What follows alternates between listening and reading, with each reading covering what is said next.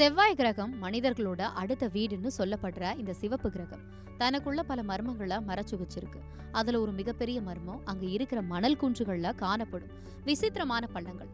பாக்குறதுக்கு ஒரு பெரிய பாம்பு ஊர்ந்து போன மாதிரி நெளிந்து வளைந்து காணப்படும் இந்த பள்ளங்கள் எப்படி உருவாச்சுன்னு பல வருஷமா விஞ்ஞானிகள் குழப்பத்துல இருந்தாங்க.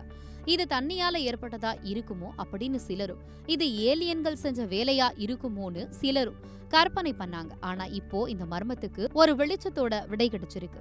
அது என்ன தெரியுமா? வெடிக்கும் பனிக்கட்டிகள். ஆமாங்க, இது சாதாரண பனிக்கட்டி இல்ல.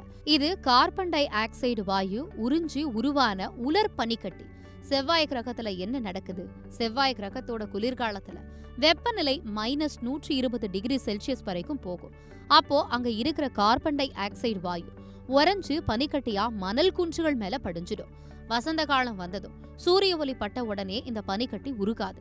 அது திட நிலையிலிருந்து நேராக வாயுவாக மாறும்.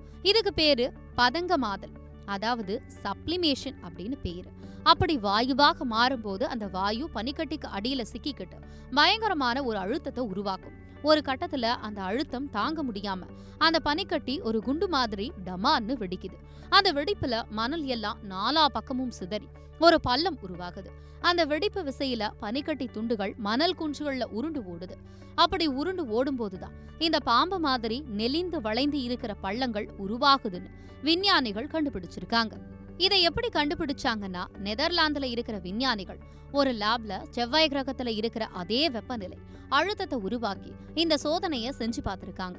அப்போ நிஜமாவே செவ்வாய் கிரகத்துல இருக்கிற மாதிரியான பள்ளங்கள் உருவாக்கி இருக்கு. இந்த கண்டுபிடிப்பு செவ்வாய் கிரகத்தை பத்தின நம்ம புரிதல அடுத்த கட்டத்துக்கு கொண்டு போயிருக்கு.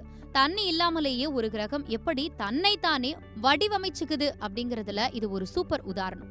இந்த ஆச்சரியமான அறிவியல் தகவலை பத்தி நீங்க என்ன நினைக்கிறீங்க? மறக்காம கமெண்ட்ல சொல்லுங்க.